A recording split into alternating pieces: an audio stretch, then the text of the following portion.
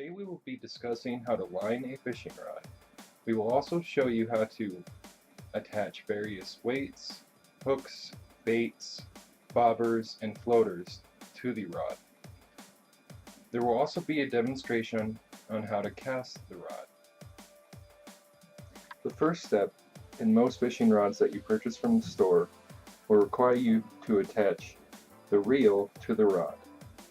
You do this simply by unscrewing this top part of the rod at this section, placing the reel into the open spot, and then screw back down on the top part that you just unscrewed to secure the reel in place.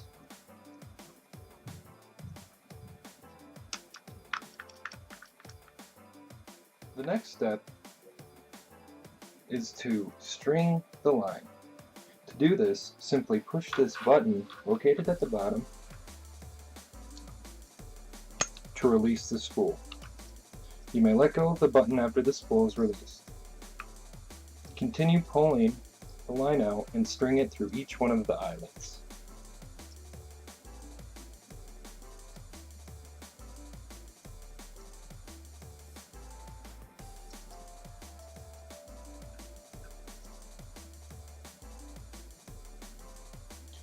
You do not have to worry about going back through an eyelet. Simply go through each eyelet once until the string is completely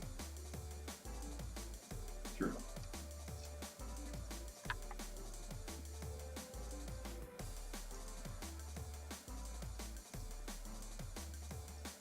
Most rods have a standard of 4 to 6 eyelets that you have to pull the string through.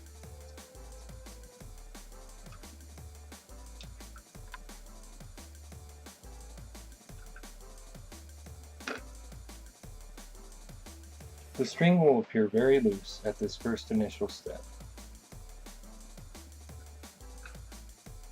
Some bobbers that are purchased from the store will have a simple mechanism such as this, where you push on the bottom and a little hook comes out. Because this set does, we will not be showing how to tie the knot on the bobber. We will simply attach it to wherever on the line we feel it is appropriate. Make sure you give yourself, again, enough line to attach everything else that you will require.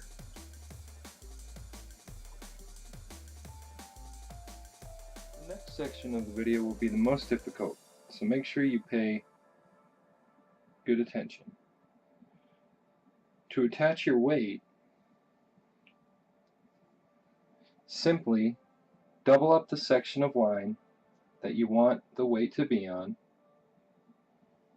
and form a loop. Pass that loop through the eye of the weight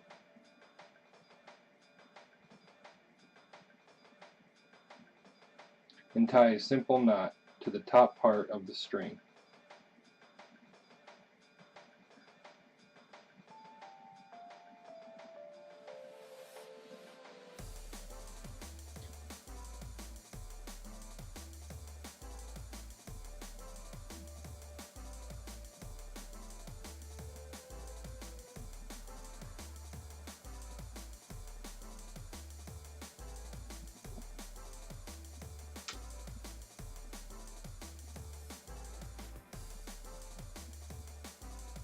Various knots are recommended, but as long as you secure the weight, it does not matter which knot you create.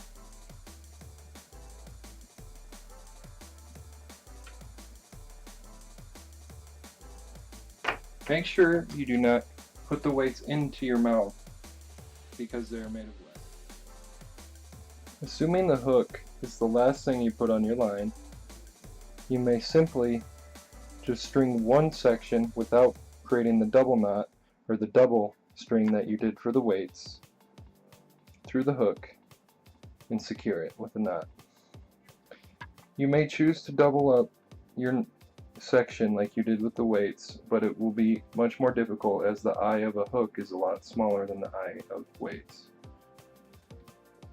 This is why it is preferred to put the hook at the very end so you don't have to double up your string like you do with the other sections. Be very careful when tying this knot as the hook is extremely sharp.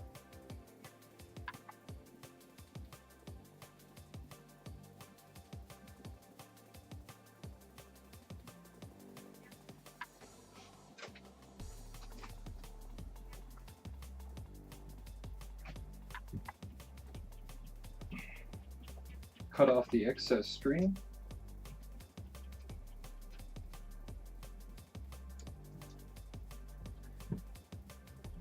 And your rod is ready for fishing.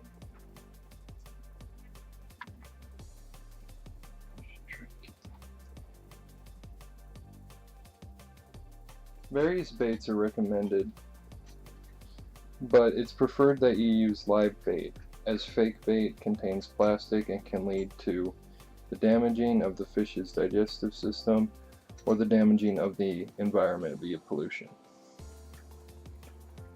When attaching your bait, make sure to be very careful as the hook can poke you during the process.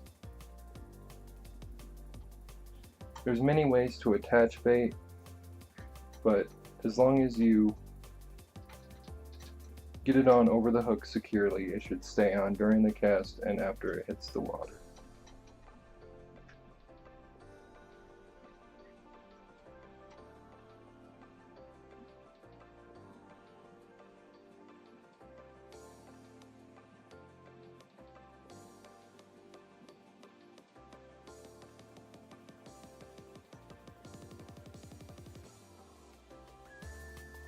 This next section will show you how to cast. Simply reel up to the top attachment on your rod, hold this button as you did earlier, and perform a sideways or overhead cast.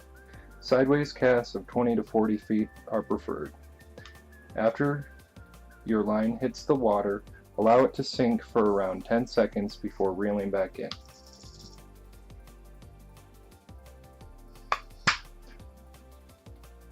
Reel back in a few clicks and you are ready to wait for your fish. There are many methods to seeing whether or not a fish is on the end of the line. Generally, the tip of your line will dip down, especially during the first initial bite. Most fishermen prefer to keep their thumb on this section right here. This way you can feel the tension in the line and any movements that the fish might make. Initially, the current may confuse you, but you'll get used to it and understand when a bite is actually occurring. When you get a bite, it is recommended you reel in short bursts and continue pulling up with this motion on the rod in between those bursts. That way you can secure the fish onto the hook and eventually reel him in completely.